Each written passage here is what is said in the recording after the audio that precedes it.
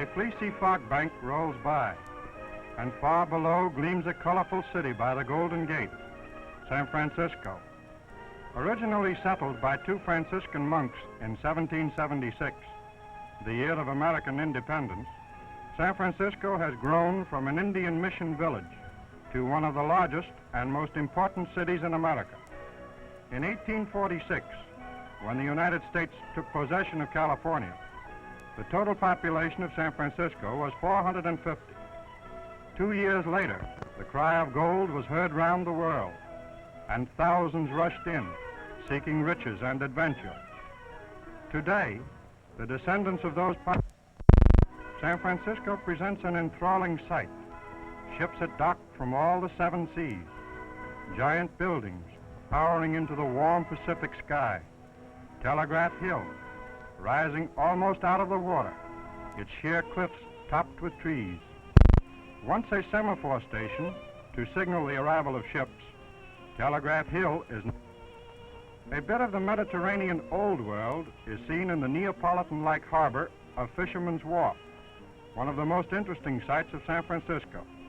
Rows of picturesque fishing smacks, their hulls painted blue as the sky, give off the very tang of the sea. Here, too, the lovely gulls raise their plaintive cries. They can swallow the fish, but the fish stories are too much for them. Fishing is not characteristically hilly, rising from sea level to several hundred feet above the sea. Wide streets, built along steep grades, are a common sight in the residential districts. Market Street is the Broadway of San Francisco. It is one of a beautiful array of buildings, which include the Public Library, the State Building, the Exposition Auditorium, Veterans Memorial Building, and the Civic Opera. The mission of fishing, for nets need to be dried out after the catch, and sometimes mended so that the big ones won't get away when drawn in. Huge wood-burning cauldrons cook the crabs, which proves that a crab is bound to get into hot water. San Francisco's Chinatown was one of the finest harbors in the world.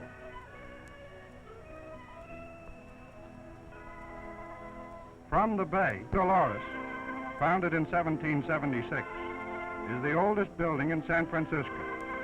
It is still in a fine state of preservation. From Twin Peaks, 900 feet high, we gaze enraptured over the city, like the sight of Rome from one of its 7 hills.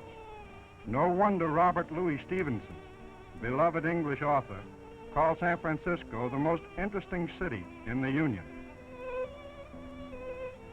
From the air, we see the largest swimming pool in the world, 1,000 feet long, with a capacity of 6 million gallons of seawater. One of the glories of Golden Gate Park is the charming Japanese tea garden with its picturesque pagoda, like a scene lifted from the land of cherry blossoms. In the little pool is reflected an oriental rustic bridge, always an attraction for children. The dog can cross it readily enough, but it isn't so easy for a mere man. Golden Gate. Beyond the park, mile upon mile of broad ocean beach extends along the Pacific shore, where great waves roll in from China across the sea, crashing majestically on the rocks of Point Lobos, named by the Spanish for sea wolf. These rocks are the home of a large colony of seals, who for years have been protected and cared for by the park authorities. Lazily, they disport themselves in the warm sunshine, showing off to the world their beautiful sealskin coats. Ages ago, they were land animals, but for some unknown reason, they took to the water. The beautiful palace of the Legion of Honor is situated in Lincoln Park, overlooking the Golden Gate. It contains many fine works of art, among them a copy of Rodin's statue, the Thinker. It was built as a memorial to the sons of San. The lovely Palace of Fine Arts is all that remains of the Panama Pacific Exposition of 1915, which celebrated the opening of the Panama Canal. This building represented the finest in architecture, painting, sculpture, and landscaping. Visitors gazed in admiration upon this man-made masterpiece.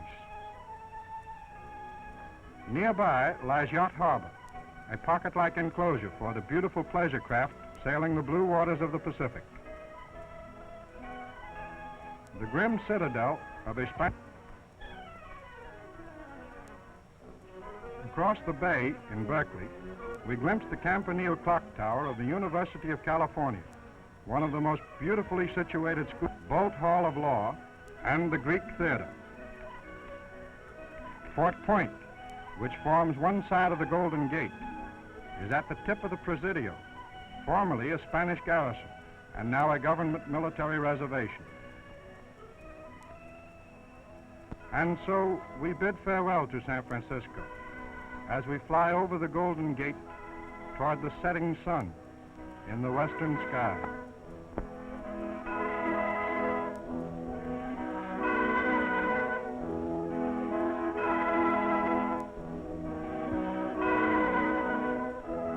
Here, resting from the perils of the Arctic, lies the Yoa, the first boat to navigate the icy Northwest Passage from the Atlantic to the Pacific, under the skillful guidance of Captain Roald Amundsen. A giant windmill, located at the ocean entrance to Golden Gate Park, is used to pump the water that keeps the vegetation so green and fresh. Over the bridle path, it casts a great shadow, like a bit of old Holland transplanted in America.